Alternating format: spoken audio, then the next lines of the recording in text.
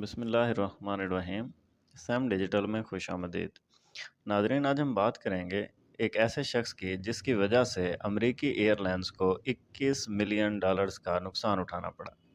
یہ بات ہے سن 1987 کی، جس میں ایک امریکی شہری اسٹیون روتھسٹائن نے امریکن ایئر لائنز کی پرکشش پیشکش سے فائدہ اٹھاتے ہوئے گولڈن ٹکٹ خریدا، جس کی قیمت $250,000 تھی۔ اس گولڈن ٹکٹ کے ذریعے امریکن ایئر لائنز سے دنیا بھر میں فرسٹ کلاس سفر کیا جا سکتا تھا۔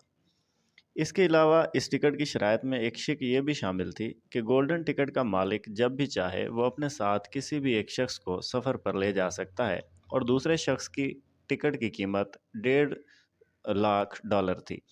اس نے گولڈن ٹکٹ کے ساتھ یہ ٹکٹ بھی خرید لیا۔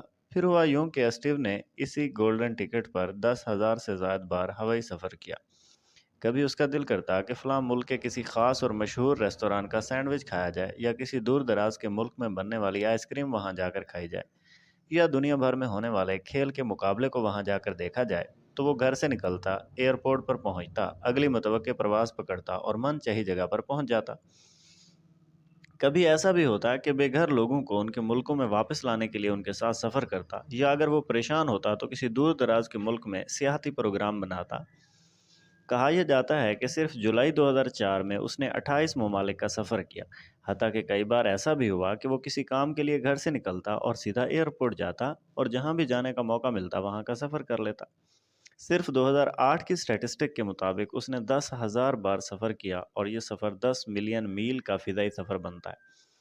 13 دسمبر 2008 کو وہ حسب معمول اپنے ایک دوست کے ساتھ سفر کے لیے ایئرپورٹ پر آیا تو اسے ایئرپورٹ پر مامور سیکیورٹی اور جہاز کے عملے نے روک لیا، اور اسے مطلع کرتے ہوئے کہا کہ اس کا ٹکٹ اب ناقابل استعمال ہو چکا ہے، اور کمپنی نے اس کا اکاؤنٹ مکمل طور پر بلاک کر دیا ہے۔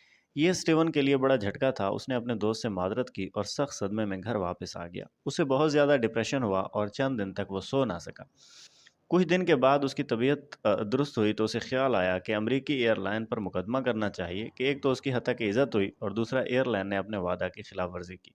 اس نے عدالت میں مقدمہ دائر کیا اور شکایت میں لکھا کہ امریکہ آزادی، انصاف اور جمہوریت کا علمبردار ملک ہے، اور امریکن ایئر لائن نے اسے اس کے پسندیدہ مشغلے سے دور رکھ کر جہاں اس کی شخصی آزادی پر قدغن لگائی ہے، وہاں پر ناانصافی کی وجہ سے اس کی زندگی برباد ہو کر رہ گئی۔